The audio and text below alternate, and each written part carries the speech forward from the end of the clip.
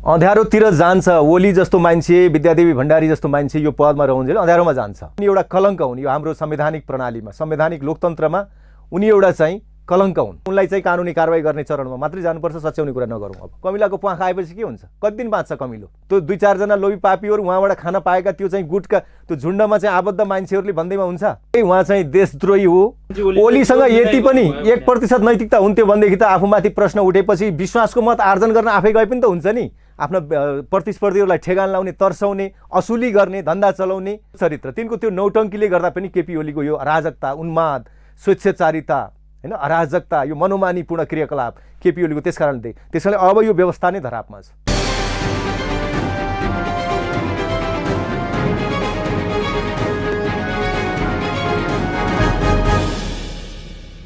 दर्शकवृन्द नमस्कार। कार्यक्रम साझा सरोकारमा तपाईलाई स्वागत छ। दर्शकवृन्द, साझा सरोकारमा आज हामी मूलतः प्रधानमन्त्री केपी शर्मा ओलीले संसद विघटन गरी मध्यावधि निर्वाचन घोषणा गर्नुभएको छ र प्रधानमन्त्री ओलीले लानुभएको त्यो सिफारिस राष्ट्रपतिले प्रमाणित गरेसँगै, राष्ट्रपतिले स्वीकृत गरेसँगै अब वैशाखको 17 र 27 गते आम निर्वाचन, जुन प्रतिनिधि सभाको आम निर्वाचनको मिति समेत घोषणा गरिसकेको छ भने अब के हुन्छ त?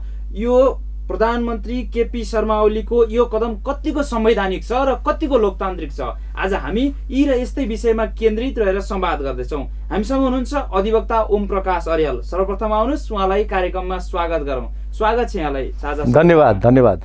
अहिले प्रधानमन्त्री केपी शर्मा ओलीले संसद विघटन गर्ने जस्तो किसिमको निर्णय गर्नुभयो र राष्ट्रपतिले पनि त्यो स्वीकृत गरिसक्नुभयो, यो निर्णय कतिको संवैधानिक छ र कतिको लोकतान्त्रिक? यो 100% चाहिँ असंवैधानिक छ। उहाँले संविधानको उल्लङ्घन होइन कि संविधान भङ्ग गर्न थाल्नुभयो अब उहाँले। किन भन्दा यो सोच विचार गरेरै यसरी चाहिँ यो मध्यावधि निर्वाचनको कुरा, त्यो संविधान त्यो अस्थिरता ल्याउँछ भनेर यो कुरा हटाएको जानी बुझिकन। पहिला थियो हाम्रोमा यो व्यवस्था, 47 सालको संविधानमा थियो। त्यसले चाहिँ के भयो भने प्रधानमन्त्रीहरूले त्यसको व्यापक मात्रामा दुरुपयोग गरे है। पटक पटक गिरिजाप्रसादले दुरुपयोग गर्ने, त्यसमा चाहिँ उसले मनमोहनले चाहिँ त्यो प्रयोग गर्नुभयो, सूर्यबहादुरले त्यो गर्नुभयो, देउवालले गर्नुभयो। अस्थिरता भयो। कुनै पनि सरकार 5 वर्ष कुनै पनि टिकेन भनेपछि यो एउटा विकृति यो विकृति हो। यो विकृति रोक्नको लागि चाहिँ यसरी चाहिँ संसद चाहिँ भङ्ग गर्न हुँदैन, प्रधानमन्त्रीले पाउँदैन भनेर गरिएको व्यवस्था हो। अहिले चाहिँ संविधानमा एक ठाउँ मात्रै छ कि संविधान बमोजिम हेर्दाखेरि संसद विघटन हुने अवस्था, त्यो पनि कसैले गर्ने होइन, त्यो स्वतः हुने कुरा हो। त्यो के हो भने धारा 76 को 7 मा छ त्यो व्यवस्था। किन भन्दा नेपालमा सरकार कसरी गठन हुन्छ भन्दा बहुमत प्राप्त दलले गठन गर्छ, एउटा चाहिँ संयुक्त सरकार हुन्छ। अब बहुमत प्राप्त दल पनि कुनै भएन अनि संयुक्त सरकार पनि बन्न सकेन भने अब अल्पमतको सरकार बन्छ हैन। सबभन्दा ठुलो दल जो उसले चाहिँ सरकार गठन गर्छ, उसले सरकार गठन गरे पनि 30 दिनभित्र त फेरि चाहिँ विश्वासको मत लिनुपर्छ। 30 दिनभित्र विश्वासको मत लिँदाखेरि विश्वासको मत पाएन, प्रतिनिधि सभाको विश्वासको मत पाएन भने त्यतिखेर चाहिँ किन विकल्प भएन नि त, सरकार बनाउने विकल्प संसदभित्र भएन। त्यसपछि फ्रेस म्यान्डेटको लागि निर्वाचनमा जाने कुरा त्यतिखेर हो। त्यो बाहेक अरू अवस्थामा चाहिँ संसद विघटन हुने कुरै छैन यहाँ। त्यसकारण संविधानको धारा 76 को 7 मा चाहिँ यदि विश्वासको मत प्राप्त गर्न सकेन भने मात्रै यो किसिमको अल्पमतको सरकारले विश्वासको मत प्राप्त गर्न सकेन भने मात्रै हो, अरू बेलामा पाइँदैन। यो 100% सत्य कुरा हो। अब के हुन्छ त? यस्तो खालको निर्णयले चाहिँ कस्तो खालको राजनीतिक सङ्कट, मुलुक चाहिँ कतातिर जाँदैछ, कस्तो खालको राजनीतिक सङ्कट आउन सक्छ? होइन, यो चाहिँ केपी ओलीले र विद्यादेवी भण्डारीले गरेको संविधानको चरम उल्लङ्घन हो, संविधानका आधार स्तम्भहरू भत्काउने कुराहरू हो र यो एउटा देशद्रोह हो। संविधानको लाई तहस नहस गर्ने कुरा, संवैधानिक संरचना भत्काउने कुरा चाहिँ देशद्रोह हो। यो चाहिँ राज्य विरुद्धको अपराध हो। अहिलेको अवस्थामा आएर प्रधानमन्त्रीज्यूले यस्तो खालको कदम चाहिँ किन चाल्नु भयो होला? तपाईँको विचारमा के लाग्छ? होइन, उहाँले आफ्नो स्वार्थको लागि, आफ्नो र आफ्नो गुटको स्वार्थको लागि उहाँले देशलाई नै बन्धक राख्न पनि सक्नुहुन्छ, देशलाई पनि। किन भन्दा यी खुफिया एजेन्सीका मान्छेलाई राति राति किन भोट्नुभयो? देशलाई उहाँले त असुरक्षित त बनाउनु भयो नि, उहाँले त्यतिखेरदेखि बनाउनु भयो नि। उहाँले आफू र आफ्नो स्वार्थ समूहलाई जोगाउनको लागि, आफू सत्तामा रहनको लागि उहाँले जेसुकै कुरालाई पनि दाउमा राख्नुहुन्छ। उहाँले जेसुकै कुरालाई, संविधानलाई पनि देशलाई पनि। जनताले 2074 सालको आम निर्वाचनमा जसरी चाहिँ जनमत दिए वाम गठबन्धनलाई, एक किसिमको चाहिँ स्थिरता होस् मुलुकमा, विकास होस्, समृद्धि होस् भनेर यस्तै खालको बखेडा मात्रै गरिराखेर यो अहिले त झन् संवैधानिक तपाईँले भन्नुभएको छ, संवैधानिक कुनै भन्नुभएको छ, देशद्रोह नै भन्नुभएको छ होइन। अब चाहिँ के हुन्छ त? अब के गर्नु पर्थ्यो? खासमा के भयो? मुलुक कहाँतिर जाँदैछ? यो केपी ओली र विद्यादेवी भण्डारीको कारणले मुलुक चाहिँ अराजकतामा जाँदैछ, लेजिटिमेसी क्राइसिस आउँदैछ। आज चाहिँ केपी ओली र विद्यादेवी भण्डारी मिलेर उहाँहरू दुईजनाको गठमेलबाट चाहिँ संविधानलाई धरापमा पारियो, संविधानलाई भङ्ग गर्न खोजिँदैछ भने हो, उहाँहरूले संसद भङ्ग गर्नुभयो भने अब संसदले पनि, सांसदहरूले पनि हामी त संसद जीवितै छ भनेर उहाँहरूले पनि आफ्नो बैठक राख्ने कुरा गर्दै हुनुहुन्छ उहाँहरूले। भनेपछि अब कुन चाहिँ कुरा लेजिटिमेट, पब्लिकले कुनलाई एक्सेप्ट गर्छ, पब्लिक एक्सेप्टेन्स केमा हुन्छ, लेजिटिमेसी केले पाउँछ? अब हामी लिगालिटीको कुरा होइन कि अब लेजिटिमेसीको कुरामा गयौँ। अब कानुन बमोजिम छ कि छैन भन्ने एउटा कुरा भयो, कानुनका दफाबाट भन्दा बाहिरबाट एट्याक गर्यो नि त अहिले त केपी ओलीले। किन भन्दा यो त संविधानको मूल मर्महरुमाथि नै प्रहार हुने किसिमको हो। काम हो। अब कानुन बाहिर गएर एट्याक गरिसकेपछि यसलाई फेरि कोर्समा ल्याउनको लागि जनतामाथि ठुलो धोका हो, धोका हो। उहाँले चाहिँ कानुनभन्दा बाहिर गएर, संविधानभन्दा बाहिर गएर एट्याक गर्नुभयो, आक्रमण गर्नुभयो संविधानमाथि भनेपछि अब यसलाई कोर्स करेक्सन गर्नको लागि सबै कानुनका दफा मात्रै हेरेर हुँदैन, यसलाई जवाफ दिने चाहिँ यसलाई काउन्टर गर्नको लागि पनि संविधानको मर्म र भावना बमोजिम चाहिँ कदम चाल्नुपर्छ। त्यो संसदले गर्नुपर्छ। अब कहाँ भङ्ग हुन्छ? यत्तिकै तपाईँले चाहिँ त्यसो भनेदेखि त नेपाल चाहिँ भन्ने देश छैन भनेर प्रधानमन्त्रीले भन्दा बित्तिकै के हुँदैन देश? उहाँले भन्दा बित्तिकै संविधान बमोजिम गरेको मात्रै हुन्छ नि, अरू कहाँ हुन्छ? हजुर अब यो निर्णय उल्टिन सक्छ कि? यो निर्णय नै होइन त, यो जन्मिँदै यो चाहिँ मृत छ। अनि कहाँबाट हुन्छ त? असंवैधानिक जन्मिँदै असंवैधानिक चिजलाई कसैले मानेर हिँड्छ? अहिले कसले मान्छ? यसलाई कसले लेजिटिमेसी दिन्छ यसलाई? तर प्रधानमन्त्रीज्यूले एक किसिमको हुँदैन यो, उहाँले भनेर हुन्छ त? राष्ट्रपतिले पारित गर्नुभयो, अब त हुन्छ हुँदैन। यो जन्मदै मृत हो। उहाँको यो प्रस्ताव, यो सिफारिस र राष्ट्रपतिले जे स्वीकृत गर्नुभयो यो जन्मदै मृत हो। यसलाई किन मान्ने, किन ऊ गर्ने? यो चाहिँ स्वतः अमान्य कुरा छ नि। स्वतः अमान्य भएको कुरालाई किन मान्ने गर्ने? अब हामीले किन बदर गरिरहने? यो स्वतः अमान्य कुरा छ। तर प्रतिनिधि सभाको निर्वाचनको मिति नै तय गरेर चाहिँ जस्तो खालको त्यो स्वतः अमान्य छ। संविधान बमोजिम पो तय गर्नु पर्यो। स्वतः अमान्य कुरालाई किन मान्ने? सम्भावना छ र ब्याकको कुरै छ नि, यो स्वतः अमान्य छ त अनि किन ब्याक हुने हो? उहाँहरूलाई त कारवाही गर्ने हो नि। उहाँले यत्रो दुस्साहस गर्नुभयो भने उहाँलाई कानुन बमोजिम कारवाही गर्ने हो नि। अब उहाँ त देशद्रोही हो नि। अब त त्यसो भए उहाँहरूमाथि कस्तो खालको कारवाही हुन सक्छ? राष्ट्रपति विद्यादेवी भण्डारी र प्रधानमन्त्री के पहिला उहाँहरूलाई पदमुक्त गर्ने, उहाँहरूको हातमा देश सुरक्षित छैन भन्ने कुरा निष्कर्ष निकाल्नु पर्यो। पहिला राजनीतिक रूपमा पनि निष्कर्ष निकाल्नु पर्यो र उहाँहरूले यो देशलाई असुरक्षित पार्ने कुरा, यो संविधानलाई असुरक्षित पार्ने कुरा, छेदविच्छेद गर्ने कुराहरू उहाँहरूले पटक पटक गर्नुभयो र अहिले सबभन्दा ठुलो एट्याक गर्नुभयो संविधानमाथि होइन। यो देशमाथिकै एट्याक हो, यो जनताको सार्वभौमिकतामाथिको एट्याक हो भनिसकेपछि यो देशद्रोह हो, यो राज्य विरुद्धको अपराध हो। यो मुलुकी ऐन हेर्नु, हाम्रो फौजदारी संहिता हेरौँ न, यो त देशद्रोह हो नि, यो राज्य विरुद्धको अपराध हो नि। यो राज्य विरुद्धको अपराधलाई उहाँहरूलाई पदमुक्त गरिसकेपछि कानुन बमोजिम कारवाही गर्नु। अन्य कानुनी कारवाही के छन् ती कानुनी पाटाहरू? पहिला उहाँहरूलाई पदमुक्त गर्नुपर्छ। संविधान अहिले के अरे संसद अहिले पनि जीवित छ, उहाँहरूले भङ्ग गर्दैमा हुँदैन। संसद जीवित छ। त्यो संसदले अब आफ्नो चाहिँ अधिकार प्रयोग गर्नुपर्छ। पारित गरेपछि त त्यो त वैधानिक बाटोमा हुँदैन। त्यसलाई हामी मान्दैनौँ। त्यसलाई किन मान्ने? त्यो संविधानभन्दा प्रतिकूल कुरा मान्छौँ। उनीहरूले यो देश छैन, नेपाल छैन, यो चाहिँ नेपालको स्वतन्त्रता छैन भनेर उनीहरूले भन्दैमा हामी मान्छौँ। संविधान विपरीतको कुरा कहीँ मान्ने हुन्छ? त्यो जन्मदै मृत कुरा हो क्या त्यो। अनधिकृत कुरा कसरी मान्छौँ हामी? संविधानको धारा टेके पनि जे गरे पनि यो संविधान बमोजिम छैन, यो अनधिकृत कुरा हो। अनधिकृत कुरा जब कसैले गर्छ भनेदेखि कसैले मान्छ? आज राष्ट्रपतिले त्यो म ओम प्रकाश अर्याल हो, तेरो नाम आजदेखि चाहिँ श्याम प्रकाश भयो भनेर कसैले मान्छ र? मान्दैन नि। कानुन बमोजिमको कुराको पो लिगालिटी टेस्ट कुरा हुन्छ। यो त स्वतः अस्वीकार्य कुरा हो नि यो त। त्यसो भए 2051 सालमा पार्टीभित्रको विवादका कारण तत्कालीन प्रधानमन्त्री गिरिजाप्रसाद कोइरालाले जस्तो खालको निर्णय गर्नुभयो र संसद विघटन गर्नुभयो, त्यसपछि अहिले फेरि यस्तै खालको छ। अब मुलुक त अँध्यारोतिर जाँदैछ होइन? अँध्यारोतिर जान्छ। ओली जस्तो मान्छे, विद्यादेवी भण्डारी जस्तो मान्छे यो पदमा रहन्छ, अँध्यारोमा जान्छ। उहाँहरूलाई पदमुक्त गरेर, पदच्युत गरेर उहाँहरूलाई कानुनको कठघरामा ल्याएपछि बल्ल भोलि अरूले पनि त्यस्तो दुस्साहस गर्दैन नि। यहाँ त पटक पटक यस्तै दुस्साहस गरे नि मान्छेहरूले, उनीहरूलाई जवाफदेही नबनाएको कारणले। उनले गरेको निर्णय मात्रै बदर हुने कुरा होइन, निर्णयको मात्रै करेक्सन गर्ने कुरा होइन। गलत निर्णय गर्नेलाई, संविधानमाथि आक्रमण गर्नेहरूलाई कानुनी कारवाही पनि हुनुपर्छ र मात्रै दोहोरिँदैन यस्तो कुराहरू। बल्ल रोकथाम हुन्छ यो कुराको, क्रमभङ्ग त्यतिखेर हुन्छ। किन भन्दा केपी ओलीले त संसदमा कुनै पनि कुरा भन्नुभएको छैन, जनतालाई भन्न सक्नुहुन्थ्यो होला। यदि उहाँलाई अप्ठ्यारो नै, उहाँलाई के बाध्यता पर्यो र उहाँले अहिले होइन, उहाँले होइन आफ्ना मान्छेहरू नियुक्ति गर्न पाउनु भएन नि, उहाँ राज्य कब्जा गर्न खोज्नुहुन्छ। आफ्ना व्यापारीहरूलाई उहाँले चाहिँ ठेक्कापट्टा दिन पाउनु भएन। देशको चाहिँ जग्गा जमिन स्रोत साधन सम्पत्ति एयरलाइन्स उहाँ आफ्ना चाहिँ ठेकदारहरूलाई दिन पाउनु भएन, आफ्नो चाहिँ व्यापारीहरूलाई आफ्ना साझेदारहरूलाई दिन पाउनु भएन होइन। राज्यका संवैधानिक संयन्त्रहरू संवैधानिक निकायहरू अदालतहरू कब्जा गर्न पाउनु भएन। यही त हो नि उहाँको त, सुरक्षा निकाय कब्जा गर्न पाउनु भएन, यही हो उहाँको। उहाँ त्यो गर्न नपाएपछि अनि चाहिँ उहाँले चाहिँ संविधानमाथि आक्रमण गर्ने। केपी शर्मा ओलीलाई चाहिँ बिपी कोइराला पछि जसरी नायक बन्ने अवसर थियो, त्यो गलत कुरा हो। के को नायक बन्ने अवसरबाट अब चाहिँ उहाँ खलनायकमै परिणत हुनुभएको हो होइन। उहाँ चाहिँ सुरुदेखि नै कहिले पनि उहाँ नायक होइन, हेर्नुहोस्, जहिले पनि उहाँ स्टन्ट गर्ने कुराहरू हो, खालि चाहिँ आफ्नो हितको लागि जे बहुमतको शक्तिशाली सरकार थियो त्यो त कम्युनिस्टहरूले मिलेर ल्याए नि, उहाँले मात्रै ल्यायो र त्यो होइन। उहाँको विकल्प छ नि त्यो पार्टीमा, त्यसकारणले उहाँले जति ठुलो चाहिँ एउटा देखाउनुहुन्छ केही पनि होइन नि। उहाँ त उहाँको अरू केही होइन, यो कमिलाको प्वाखा आएको हो। कमिलाको प्वाखा आएपछि के हुन्छ, कति दिन बाँच्छ कमिलो? बेलुन चाहिँ हावा भरिएपछि के हुन्छ बेलुन? त्यसलाई सानो सियोले घोचेपछि के हुन्छ?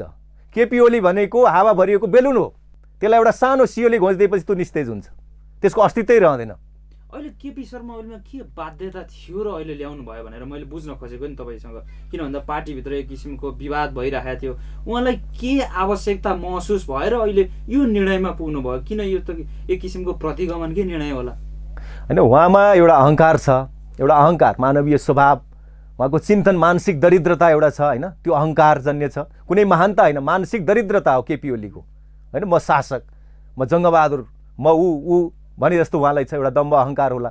एउटा उहाँको स्वार्थ छ, उहाँको स्वार्थ थाहा छैन र उहाँलाई चाहिँ यति होल्डिङ्सलाई दिन पाउनु भएन होला, अर्कोलाई दिन पाउनु भएन होला, आफ्नो चाहिँ उसमा चाहिँ भ्यू टावर बनाउन यताउता यस्ता कुराहरू जे छ नि, अख्तियारमा आफ्नो मान्छे, अनि अख्तियारमा आफ्नो मान्छे त्यहाँ पठाएर त्यसपछि चाहिँ आफ्ना प्रतिस्पर्धीहरूलाई ठेगान लाउने, तर्साउने, असुली गर्ने, धन्दा चलाउने हो, यो गर्न पाइन भन्ने त हो नि उहाँ। अनि यही यो कालो धनको जगमा चाहिँ राजनीति गर्ने, कालो धनको जगमा चाहिँ आफूलाई चाहिँ सेलिब्रिटी बनाउने, कालो धनको जगमा आधारमा चाहिँ उहाँले चाहिँ त्यसैको सहयोगमा चाहिँ आफ्ना भरौटीहरू खडा गर्ने, भिजिलान्तीहरू खडा गर्ने, अनि चाहिँ आफ्नो इतिहास चाहिँ वाह गरिदिनु पर्ने। उहाँले भनेको कुरा के पुरा भयो अहिलेसम्म? के पुरा भाषण त छैन नि। के राम्रो गर्नुभयो र उहाँले? उहाँको के हो, कस्तो संस्कृति बसाल्नु हो राजनीतिमा उहाँले? उहाँ त औसत मान्छेभन्दा धेरै तलको चिन्तन भएको मान्छे रहेछ नि त। पुष्टि गर्नुभयो नि त अहिले त। के चाहिँ पुष्टि उहाँले चाहिँ आफ्नो कुरा लागू गर्नु? कहिले देशको चिन्ता गर्नुभयो र उहाँले? देशको चिन्ता गर्नुभयो कहिले? उहाँले यो संसदको गरिमामाथि चाहिँ किन विश्वास गर्नु भएन होला? संसदको गरिमालाई चाहिँ किन उल्लङ्घन गर्नुभयो होला उहाँले? किन भन्दा 6 महिना अघि चाहिँ हठातमा संसदको अधिवेशन नै अन्त्य गर्नुभयो, कसैलाई पनि नसोधिकन पटक पटक अध्यादेश ल्याउने काम गरिरहनु भएको थियो। अहिले त संसद विघटनैसम्मको स्थितिमा उहाँ पुग्नुभयो। बेलैमा कारवाही गर्दैन कसैले, अनि त्यही हुन्छ नि। उहाँलाई बेलैमा किन जवाफ थिएन बनाएको? कतिचोटि गल्ती गर्नु, कतिचोटि नैतिक रूपमा पतन भइसक्नुभयो उहाँ। कतिचोटि नैतिक पतन भएपछि उहाँ चाहिँ पदमुक्त गर्नुपर्ने रहेछ। उहाँहरूका सहकर्मीहरूले पनि किन नसोचेको? हामीले त पहिलेदेखि भने हो नि, यी मान्छे बेठी कुनै यी मान्छेले बेठी गर्दैछन्, यी मान्छेले संविधान मिच्दैछन् भनेर हामीले सुरुदेखि भने हो नि। तर अरू कसैले विपक्षी दलले पनि त्यो कुरा त्यतिखेर उठाएन, अरू त्यही पार्टीका अरू मान्छेले पनि त्यो कुराहरू उठाएन, अरू नेताले पनि उठाएन। हामीले त सुरुदेखि भन्दै थियौँ यी मान्छेको ट्र्याक रेकर्ड पनि ठिक छैन, यिनले मान्छेले जे गरिरहेछन्, यो देशलाई घात गरिरहेछन्, संविधानलाई घात गरिरहेछन्, यो व्यवस्थालाई घात गरिरहेछन्, यिनलाई बेलैमा जवाफदेही बनाऊ है भनेर भने हो नि। हिजो जवाफदेही नबना हुनाले यिनी चाहिँ उन्मत्त हुँदै गए होइन। यी चाहिँ आफूलाई ठुलो एउटा उन्मत्त ठानेका छन्। हो, यो भनेको के हो? लगाम चाहिँ बेलैमा लाउनुपर्छ। हुन त केपी ओली नेतृत्वको सरकारले राम्रो काम गरेन, यो कोभिडको चाहिँ व्यवस्थापनमा पनि राम्रो काम गरेन, भ्रष्टाचार बढ्यो, कुशासन बढ्यो भनेर चाहिँ राजावादीहरूदेखि लिएर विप्लवसम्मले चाहिँ आवाज उठाइरहेको बेलामा, सडक तताइरहेको अवस्थामा, आन्दोलन गरिरहेको अवस्थामा अहिले यो खालको कदम आइसकेपछि अबको राजनीतिक परिदृश्य चाहिँ कस्तो हुन्छ? यो त हेर्नुहोस्, लेजिटिमेसी क्राइसिसको अवस्थामा जान्छ नि। प्रधानमन्त्री राष्ट्रपतिले गरेको कुरा स्वत अमान्य त मैले भनिदिइसकेँ नि। जनताले किन मान्दिने? अब अवज्ञा गर्छ नि उनको आदेशको, आज्ञाको, उनको निर्णयको अवज्ञा गरेपछि के हुन्छ? उनको निर्णयको अवज्ञा गर्छ। भोलि पार्लियामेन्टले आफूले केही कुराहरू निर्णय गर्ला, आफै बसेर राष्ट्रपतिबाट बोलाउनु पर्ने, प्रधानमन्त्रीको सिफारिस नि, ती कुरा छोडिदिएर, किन उनीहरू संविधान बाहिर गइसकेपछि अब के छ? इनहेरेन्ट पावर हो, अवशिष्ट अधिकार कोसँग छ? जनतासँग छ। जनताले कसलाई दिएको? पार्लियामेन्टलाई दिएको। पार्लियामेन्टले बल्ल चाहिँ एक्जिक्युटिभ फङ्सनको लागि प्रधानमन्त्रीलाई दिएको न हो। अनि एक्जिक्युटिभ फङ्सन गर्नको लागि पाएको प्रधानमन्त्रीले आफ्नो अधिकार त्यो चाहिँ दुरुपयोग गर्छन् भनेदेखि पार्लियामेन्टले उनलाई चाहिँ मानिरहनु पर्ने के छ? पार्लियामेन्ट त जनताप्रति जवाफदेही छ नि, हामी जवाफ खोज्छौँ नि। पार्लियामेन्ट तिमीहरूले चाहिँ हाम्रो चाहिँ सार्वभौमिकताको रक्षा गर्नको लागि चाहिँ हामीले तिमीलाई चुनेर पठाएको, तिमीले चाहिँ प्रधानमन्त्रीलाई किन जवाफदेही बनाएनौ? किन तिमीले यो संविधान जोगाएनौ? किन यो संविधानलाई भत्किन दियो भनेर हामीले जवाब माग्छौँ। त्यस कारणले पार्लियामेन्टप्रति हाम्रो जवाफदेहीता माग्ने काम हुन्छ। त्यो भनेको पार्लियामेन्टले यसमा निकास दिनुपर्छ। अब पार्लियामेन्ट भङ्ग भयो भनेर यत्तिकै मान्नेवाला छैन म। उनको यो कदमले चाहिँ एक हिसाबले भन्ने हो भने व्यवस्था विरोधीहरूलाई पनि उनीहरूको पनि मनोबल उच्च भएको छ। अहिले जे केपी ओलीले त्यही ग्रान्ड डिजाइनमा गरे हुन सक्छ। केपी ओलीले कोलाई भेट्यो अहिले भन्नुहोस् त? यी मान्छेलाई यो व्यवस्थाको कुनै माया ममता केही पनि छैन, यो देशको पनि माया छैन के केपी ओलीलाई?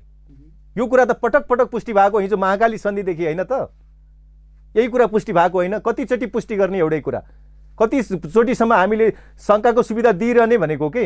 पटक पटक त्यही गर्दै आएका छन् भनेदेखि राति राति खुफिया एजेन्सीलाई किन भेट्छन्?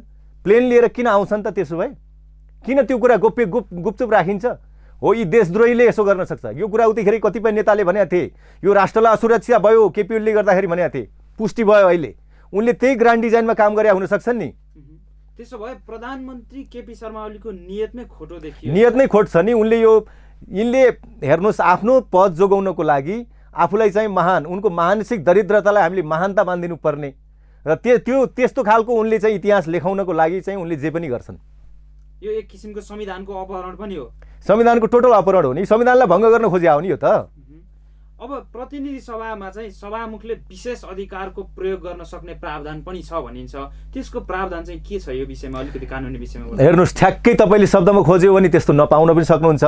तर हामीले यसलाई सिद्धान्तको आधारमा तपाईँले एउटा डिरेल गर्नुभयो भने, अब संविधानको ट्र्याक छोडेर प्रधानमन्त्री अन्तबाट एट्याक गर्न थाल्नुभयो भने अब तपाईँ संविधान बमोजिम एट्याक गर्न जानुहुन्न क्या। त्यसलाई करेक्सन गर्नको लागि, डिरेल भएकोलाई फेरि ट्र्याकमा ल्याउनको लागि तपाईँले पनि अलिअलि व्याख्या विवेचना गरेर संविधानको मूल भावना यो भनेर अलिखित संविधानमा जानुहुन्छ। लिखित संविधान एउटा हुन्छ, अलिखित संविधानमा जानुहुन्छ। मर्म र भावना भनेको अलिखित कुरा हो। त्यसभित्र अन्तर्निहित शब्दमा भन्दा पनि त्यो चाहिँ मर्म र भावनामा छ, सिद्धान्तमा छ। हो, सिद्धान्तको व्याख्या गरेर पार्लियामेन्टले सभामुखले त्यो गर्नुहुन्छ। त्यसपछि गर्नुहुन्छ नि, किनभने पहिला चाहिँ संसद पुनर्स्थापना भएको होइन त्यतिखेर, सडकबाट भएको, अदालतले पनि त मान्नु पर्यो नि त्यो त्यतिखेर। संविधानको धारा 103 मा चाहिँ यो विशेषाधिकार सम्बन्धी केही उल्लेख गरिएको छ भनिएको छ। खासमा त्यो के छ? त्यसभित्र सिद्धान्तहरू छन्। त्यहाँ शब्दमा हेर्नुभयो भने त सबै कुरा प्रश्न आउँदैन। सिद्धान्त के छ भने विशेषाधिकार त्यत्तिकै दिन्छ, व्यक्तिलाई दिएको हो र संसदलाई दिएको हो, सांसदलाई दिएको हो नि।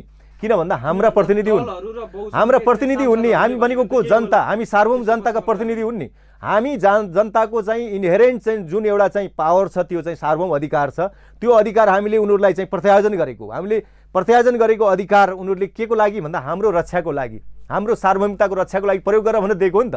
त्यसैले हाम्रो सार्वभौमिकताको रक्षाको लागि उनीहरूले प्रयोग गर्नु पर्यो नि त। अहिले त्यो चाहिँ त्यसको ठुलो एउटा व्याख्या हुनसक्छ नि। त्यहाँबाट उनीहरूले अधिकार एसर्ट गर्न सक्छन्।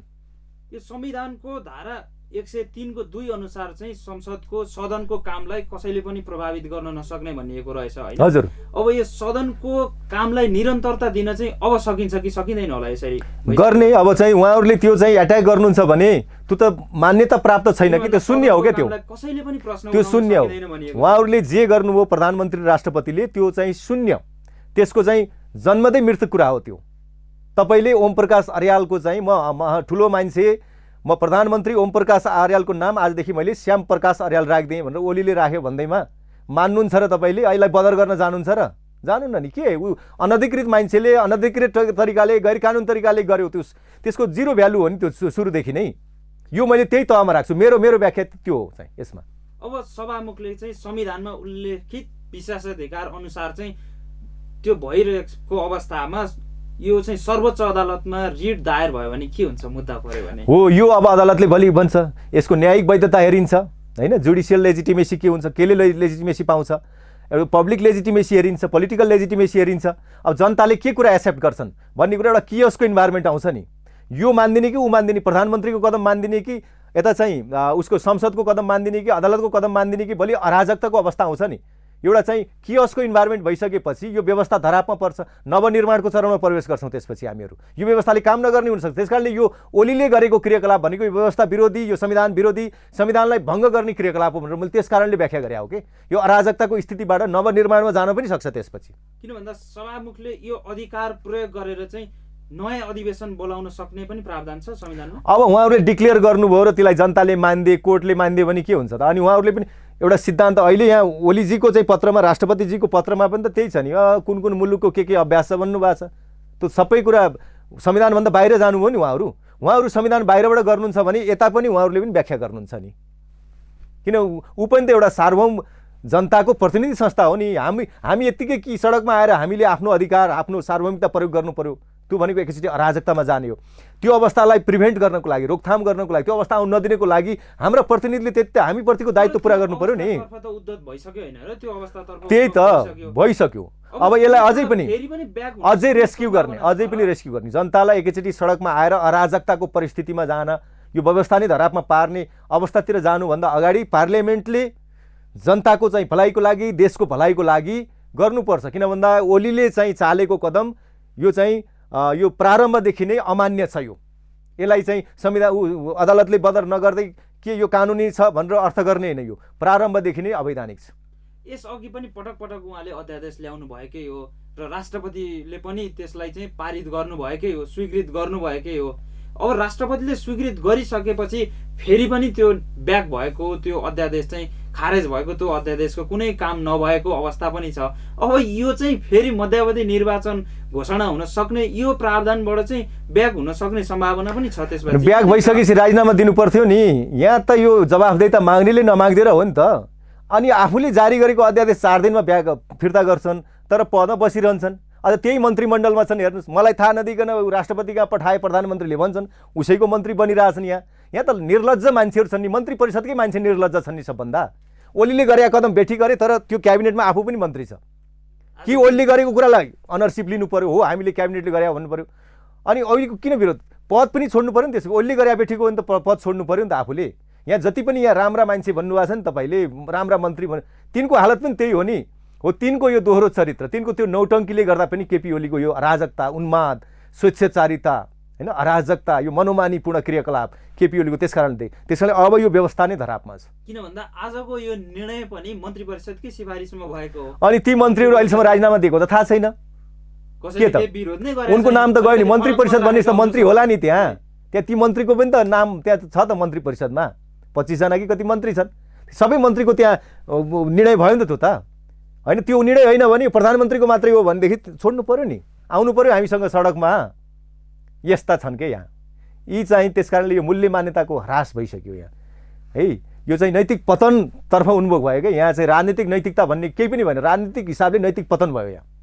यसले चाहिँ कस्तो खालको चाहिँ सन्देश दिएको होला जनतालाई? हेर्नुहोस् त, यत्रो जनमत पाएको सरकारले यसरी बाटो बिराएर अहिले यो अवस्थासम्म, यो अस्थिरताको यो हदसम्म, यो तहसम्म आइपुग्नु भनेको त पक्कै पनि नेपाल र नेपालीका लागि त यो सुखद पछि त पक्कै होइन होला। अब जनताले पनि, अब नेताले, अब राज्यको चाहिँ कानुन कार्यान्वयन गर्ने यो संसद, न्यायपालिका, कार्यपालिकाका मान्छेहरू यस्ता छन्, हाम्रा नेता यस्ता छन्, राष्ट्रपति यस्ता छन् भनेपछि अब हामीले मात्रै कानुन किन मान्ने भन्ने अराजकताको परिस्थिति पनि त आउन सक्छ नि। यो संविधानवादको अन्त्य, विधिको शासनको अन्त्य भइसकेपछि के हुन्छ? अराजकता हुन्छ। अराजकतामा कसले फाइदा लिन्छ? अब जो शक्तिशाली छ, जो लड्न भिड्न सक्छ, मर्न मार्न तयार हुन्छ, उसैले कब्जा गर्छ। त्यसपछि अहिलेको अवस्था भनेको त अराजकताको अवस्थातर्फ उन्मुख हो नि। यो त यसको लागि जिम्मेवार त प्रधानमन्त्री र राष्ट्रपति नै छन्। त्यसकारणले उनीहरूलाई चाहिँ जवाफदेही बनाउनुपर्छ। जवाफदेही भनेको राजनीतिक रूपमा मात्रै जवाफदेही बनाउने, पदमुक्त गर्ने मात्रै होइन, पदच्युत गर्नुपर्छ र कानुन बमोजिम कारवाही गर्नुपर्छ। तर उहाँहरूलाई पदच्युत गर्न सक्ने ल्याकत त कसैमा देखिएन। संसदले अब आफूलाई आफै जीवित घोषणा गर्यो भनेदेखि चाहिँ अनि के हुन्छ? त्यसपछि चाहिँ पार्लियामेन्टमै चाहिँ पदमुक्त गर्ने कुराहरू आउला, राष्ट्रपतिलाई पनि प्रधानमन्त्रीलाई पनि। त्यसपछि पदमुक्त गरिसकेपछि, पदच्युत गरिसकेपछि के कारवाही गर्ने भन्ने कुरा, त्यसपछि त नयाँ सरकार बन्ला नि, त्यसपछि अर्को सरकारले गर्ला नि। त्यो गर्नुपर्छ क्या। अहिले के गुन्जाइस पनि भइरहेको छ भने प्रधानमन्त्री ओलीमाथि चाहिँ जो यो संसदको नयाँ अधिवेशन सुरु भएपछि महाअभियोग प्रस्ताव ल्याउने तयारी भइरहेको थियो, त्यहीबाट त्यो त पाउँछ त। अब पाउँछ त के त? अनि सशंकित भएर प्रधानमन्त्री ओलीसँग यति पनि 1% नैतिकता हुन्थ्यो भनेदेखि त आफूमाथि प्रश्न उठेपछि विश्वासको मत आर्जन गर्न आफै गए पनि त हुन्छ नि। अनि के त? उहाँ चाहिँ संसदीय दलको नेता हो, म प्रति विश्वास छ, म अझै पनि मेजोरिटी यहाँ छु भने उहाँले विश्वासको मत मागे पनि त हुन्थ्यो नि अविश्वासको प्रस्ताव आउनुभन्दा अगाडि। खै त वैधानिक बाटो नै छैन। नैतिक रूपमा यो केपी ओलीको लागि चाहिँ नैतिकताको परिभाषा नै अलग छ कि अरूको लागि भयो यो नैतिक पतन भइसकेको अवस्था हो। तर केपी ओली चाहिँ एभरेजबाट तल्लो लेभलको मान्छे राजनीतिक कर्मी रहेछन्, राजनीतिज्ञ रहेछन्। त्यसकारण उनलाई यो नैतिक पतन हुँदा पनि म अझै ठुलै छु, महान छु भन्छन् भनेपछि यो मानसिक दरिद्रता हो। उन भुलभुलाइयामा छन्। त्यसकारणले यो केपी ओलीको अब चाँडै नै चाहिँ यो एउटा कलङ्क हो। केपी ओलीको अन्त्य मात्रै हुँदैन कि केपी ओली प्रवृत्तिको अन्त्य पनि गर्नुपर्छ र उनी एउटा कलङ्क हुन्। यो हाम्रो संवैधानिक प्रणालीमा, संवैधानिक लोकतन्त्रमा उनी एउटा चाहिँ कलङ्क हुन्। यस्ता मान्छेलाई एउटा कलङ्कको उदाहरणको रूपमा हामीले पढ्नुपर्छ, वर्षौँ वर्षसम्म, युगौँ युगसम्म पढ्नुपर्छ यस्ता मान्छेलाई। यो अन्य राजनीतिक दलहरू जस्तै काङ्ग्रेसले भनेको छ, जसपाले भनेको छ, सबै राजनीतिक दलहरूले चाहिँ यो चाहिँ संविधान विरोधी हो होइन, गैर संवैधानिक भयो, यो संवैधानिक कु भयो, पञ्चायतकाल चाहिँ लाद्न खोज्नु भयो प्रधानमन्त्रीज्यूले भनेर फेरि भन्नुभएको छ। पार्टीभित्रै पनि उहाँको चाहिँ चौतर्फी आलोचना भइरहेको छ। अब के हुन्छ, उहाँ फेरि सचिएर अघि बढ्न सक्ने सम्भावना हुँदैन। कहाँ सचिने सक्नुभयो, एउटा चाहिँ थ्रेसहोल्ड क्रस गरेपछि सचिने भन्ने कुरा हुँदैन। सचिने त एउटा दायरा हुन्छ नि। तपाईँ कति 30% तलमाथि बिग्रिया छ भने सच्याउनु होला। 40, 50, 60%, 80% बिग्रिसकेका मान्छेलाई सच्याउने भन्ने कुरा हुन्छ र? त्यही सच्याउनेतिर लाग्ने कि अरू काम गर्ने? देशका अरू प्राथमिकता छैनन्? दुखी गरिबका समस्याहरू, यत्रो सुशासनका कुराहरू, यो कुरा हेर्नु पर्दैन। खालि यिनको लडाइँको मात्रै कुरामा त्यही मात्रै करेक्सन गरेर हिँड्ने हो र? केपी ओलीलाई सच्याउने कुरा छैन, यो गुन्जाइसै छैन। त्यो फेज उहिले आउट भइसक्यो। तर अहिले त त्यही नै देखिन्छ। सच्याउने कुरा होइन, उनलाई पदच्युत गर्ने र उनलाई चाहिँ कानुनी कारबाही गर्ने चरणमा मात्रै जानुपर्छ। सच्याउने कुरा नगरौँ। अब उहाँमाथि पदच्युत र कानुनी कारबाही हुन सक्ने सम्भावना तपाईँ कतिको देख्नुहुन्छ भने? त्यो बनाउने हो नि, मेरो दायित्व छैन। म एउटा नागरिक हुँ। अब हामीले पब्लिकलाई कल गर्नु पर्यो। नेताहरूले अरू जो चाहिँ जसले अहिले विरोध गरिरहेछ उहाँहरूले पब्लिकलाई आह्वान गर्नु पर्यो नि, शक्ति आर्जन गर्नु पर्यो नि। उहाँकै पक्षमा हुनुहुन्छ? छैन। त्यसरी कहाँ हुन्छ? उहाँले भन्दैमा हुन्छ। त्यो 2-4 जना लोभी पापीहरू उहाँबाट खाना पाएका त्यो चाहिँ गुटका त्यो झुन्डमा चाहिँ आबद्ध मान्छेहरूले भन्दैमा हुन्छ। त्यसो भए अब यो अघि बढिसक्यो, प्रधानमन्त्री ओलीमाथि कारबाही गर्नुको विकल्प छैन। कारबाही उहाँ चाहिँ देशद्रोही हो यो मानेमा है। देशद्रोही भएको हुनाले उहाँलाई कानुनी, राजनीतिक शब्दमा देशद्रोही, कानुनी शब्दमा चाहिँ यो चाहिँ राज्य विरुद्धको अपराध गर्ने मान्छेलाई के भन्छ त्यही हो उहाँ। हस्, यहाँको महत्त्वपूर्ण समय, संवाद र विचारका लागि हार्दिक धन्यवाद। हस्, यहाँलाई पनि धन्यवाद। नमस्कार।